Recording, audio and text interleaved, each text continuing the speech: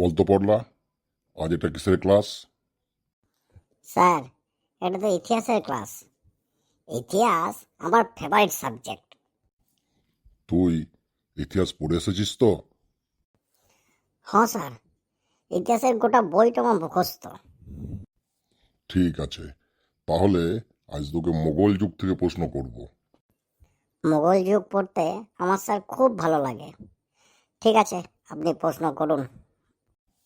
আচ্ছা, তাহলে বল, আকবর কত সালে জন্মগ্রহণ করেছিল?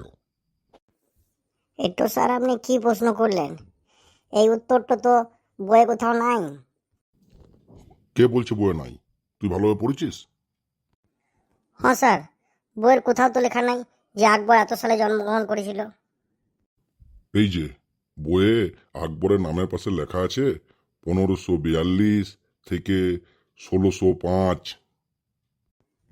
ও বাবা, ওটা ওর জন্ম মৃত্যুর তারিখ? তাহলে তুই ওটা কি ভেবেছিলিস? আমি তো ভেবেছিলাম ওটা আকবরের ফোন নাম্বার। তাই তো বলি, এতবার ট্রাই করলুম, রং নাম্বার বলছে কেন? ও স্যার, আপনি পড়ে গেলেন কেন? কি হচ্ছে স্যার, আপনার কি হচ্ছে? বন্ধুরা, আমাদের এই ভিডিও কেমন লাগছে তা কমেন্ট বক্সে জানাবেন। আর ভালো লাগলে চ্যানেলটিকে লাইক করবেন ও সাবস্ক্রাইব বাটনটিকে টিপে দেবেন।